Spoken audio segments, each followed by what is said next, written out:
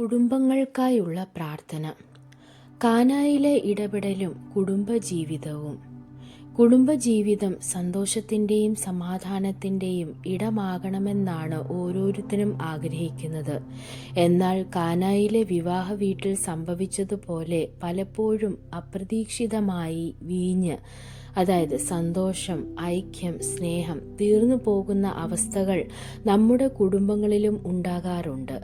ഈ സന്ദർഭങ്ങളിൽ പരിശുദ്ധ മറിയത്തിൻ്റെ സാന്നിധ്യം എത്രത്തോളം പ്രധാനമാണെന്ന് ഈ പ്രാർത്ഥന നമ്മെ ഓർമ്മിപ്പിക്കുന്നു.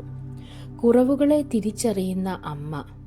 കാനായിൽ വീഞ്ഞ് തീർന്നു പോയത് ആരും പറയുന്നതിന് മുൻപേ മറിയം തിരിച്ചറിഞ്ഞു. അതുപോലെ നമ്മുടെ കുടുംബത്തിലെ സാമ്പത്തിക ബുദ്ധിമുട്ടുകൾ, പരസ്പരമുള്ള വിള്ളലുകൾ, മക്കളുടെ ഭാവിയെക്കുറിച്ചുള്ള ആശങ്കകൾ എന്നിവ നാം പറയുന്നതിന് മുൻപേ തിരിച്ചറിയുന്ന ഒരമ്മ നമുക്കുണ്ട്. അവർക്ക് വീഞ്ഞില്ല എന്ന മകനോട് പറഞ്ഞ മറിയം നമ്മുടെ കുടുംബത്തിൻ്റെ കുറവുകളെ ദൈവം മുമ്പാകെ സമർപ്പിക്കുന്നു. അത്ഭുതങ്ങളിലേക്കുള്ള വഴി. മറിയം നൽകുന്ന ഏറ്റവും വലിയ ഉപദേശം അവൻ നിങ്ങളോട് പറയുന്നത് ചെയ്യുവീൻ എന്നതാണ്. കുടുംബത്തിൽ സമാധാനം ലഭിക്കാൻ ദൈവഹിതത്തിന് അനുസൃതമായി ജീവിക്കുക എന്നത് പ്രധാനമാണ്. കയ്പുള്ള അനുഭവങ്ങളെ മധുരമുള്ള അനുഭൂതികളാക്കി മാറ്റാൻ ദൈവത്തിന് സാധിക്കുമെന്ന വലിയ വിശ്വാസം ഈ പ്രാർത്ഥന നൽകുന്നു. പ്രയാസങ്ങളിൽ താങ്ങുന്ന സമാധാനം.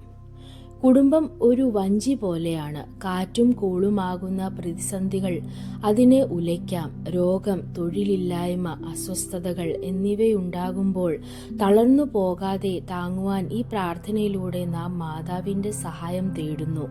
അമ്മയുടെ സാന്നിധ്യം ഉള്ളിടത്ത് ഭയത്തിന് സ്ഥാനമില്ല. സന്തോഷവും സമാധാനവും. ലോകം നൽകുന്ന താൽക്കാലിക സന്തോഷമല്ല, മറിച്ച് ദൈവം നൽകുന്ന ശാശ്വതമായ സമാധാനമാണ് കുടുംബത്തിന് ആവശ്യം. കാനായിലെ വിരുന്നിൽ അവസാനം ലഭിച്ച വീഞ്ഞ് ആദ്യത്തേതിനേക്കാൾ രുചികരമായിരുന്നു. അതുപോലെ ദൈവിക ഇടപെടൽ നമ്മുടെ കുടുംബത്തെ മുൻപത്തേക്കാൾ ശക്തവും മനോഹരവുമാക്കുന്നു. ഈ പ്രാർത്ഥന കേവലം വാക്കുകളല്ല, മറിച്ച് നമ്മുടെ കുടുംബത്തിൻ്റെ ഭാവിയെ ദൈവമാതാവിൻ്റെ കരങ്ങളിൽ ഏൽപ്പിക്കുന്ന ഒരു സമർപ്പണമാണ്. കുറവുകൾ നിറവുകളാകുമെന്നും ഇരുട്ട് മാറി വെളിച്ചം വരുമെന്നുമുള്ള പ്രത്യാശയാണിത്. ദൈവം നിങ്ങളെ അനുഗ്രഹിക്കട്ടെ.